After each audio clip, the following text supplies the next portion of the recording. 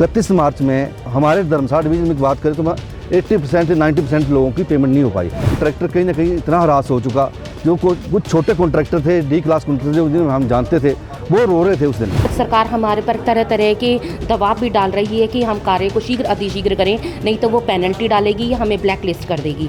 बाहर के ठेकेदार आते हैं, पैसा कमाते हैं, हिमाचल में चले जाते हैं। तो 10-10 रोड इकट्ठे करके बाहर के लोगों को दे दिए। उन कॉन्ट्रैक्टर ने आज तक प्रॉपर काम नहीं किए, नालियाँ नहीं बनाई, मोटा काम किया और भाग गया और अभी तक प्रॉपर काम नहीं हुए।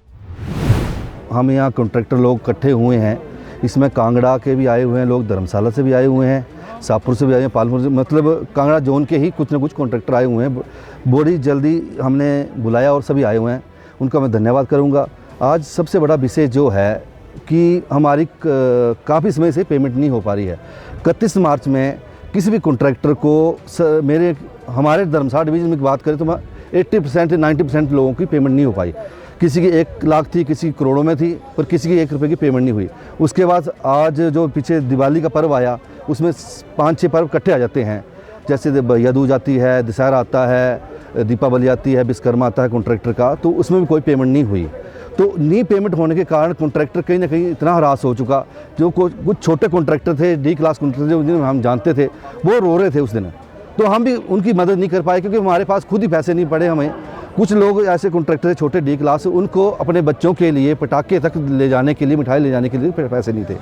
तो उस विषय को ध्यान में रखते हुए हमने एक निर्णय लिया कि कॉन्ट्रैक्टर भाइयों को एक बार बुलाया जाए और इस विषय में बात की जाए। फिर हम पीछे थोड़ी दो दिन पहले मैंने बैठक की एक छोटी सी, उसमें निर्णय लिया गया कि हम डीसी के माध्यम से सीएम साहब को एक ज्ञापन देंगे और सरकार को ज्ञापन देंगे कि हमारी जो प्रॉब्लम है उसको समाधान किया जाए। उन्होंने तो अपने बत्ते बढ़ा लिए, पर कॉन्ट्रैक्टर लॉबी के बारे में किसी ने नहीं सोचा, इसलिए हम उसी मुद्दे के लिए हम यहाँ खड़े हुए हैं।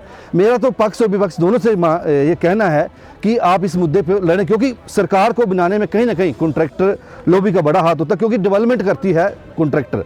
बाहर के ठेकेदार आते हैं, पैसा कमाते हैं, हिमाचल में चले जाते हैं। उसके कई उदाहरण पर समय नहीं है।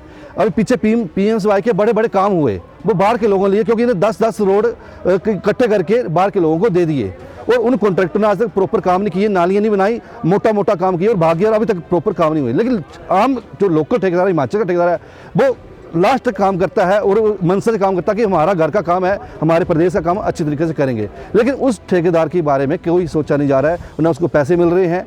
उसके लिए मैं पक्ष से भी बात चाहूँगा सरकार से कि उसमें पैसे की प्रावधान करे और पैसा दे, क्योंकि छोटा ही कॉन्ट्रैक्टर है जो काम करता है और हिमाचल कॉन्ट्रैक्टर काम करता है। और इसमें विपक्ष से भी चाहूँगा, हमारे MP 3 बार यहाँ से जीत के गए हैं, वो भी सरकार के अपने मोदी से के पास पक्ष रखें कि वहाँ से पैसा और ले आएँ, स्टेट के लिए पैसा मांगे, क्योंकि आपदा आई तो आपदा में पूरे हिमाचल के कॉन्ट्रैक्टर खड़े हुए, उन्हें पीठ नहीं दिखाई। उनके पास तेल था ना नहीं था, उन्होंने डीजल डलवाया, उधार लिया, अपने घर गिरवी रख के डीजल डाला, मशीनों में डाला, डंगे लगाए, रास्ते खोले। 1 साल से 2 साल से हमारी पेमेंट, 2 साल से तो थोड़ी बीच में होती थी। अब अप्रैल के बाद हमारी कोई मार्च से लेके आज तक कोई पेमेंट नहीं हुई हमारी। और देखो, हम एक लेडीज़ अगर काम कर रही है तो अपना घर चलाने के लिए कर रही है, अपने बच्चों को पाल रही है। तो अगर हम अपना पैसा लगा, जो हमारे पास पैसा होता है, कितना होता है लेडीज़ के पास जो अकेली है, जिनके हस्बैंड नहीं है, तो जो पैसा मैंने लगा दिया कामों पे, अब हमारे को मिल नहीं रहा, तो अब आगे हम काम नहीं करेंगे तो परिवार कैसे पालेंगे, खुद को कैसे संभालेंगे।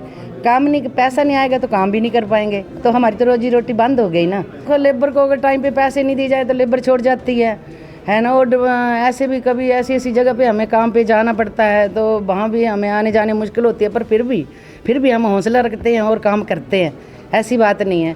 पर अगर टाइम पे पैसे नहीं मिलेंगे तो फिर हम क्या करेंगे बताओ। अब हमारी तो यही गुजारिश है कि हमारे पैसे जल्दी से जल्दी हमारी पेमेंट की जाए, हम यही हमारी प्रार्थना है बस। मैं भी एक वीडियो लेडी हूँ और मैंने अपने हस्बैंड की डेथ के बाद जो है ये काम में आई हूँ और अपने बच्चों का पालन पोषण कर रही हूँ। मेरा बेटा जो है वो पढ़ाई कर रहा है, उसकी फ़ीस भी सालाना कई लाखों रुपए में जाती है। अब जो सरकार जो है, मेरी भी कोई 15-20 लाख रुपए की पेमेंट अलग अलग डिपार्टमेंट में फंसी हुई है और एक पैसा नहीं मुझे मिल पा रहा है। उसके अंतर्गत सरकार हमारे पर तरह तरह के दबाव भी डाल रही है कि हम कार्य को शीघ्र अतिशीघ्र करें, नहीं तो वो पेनल्टी डालेगी या हमें ब्लैक लिस्ट कर देगी।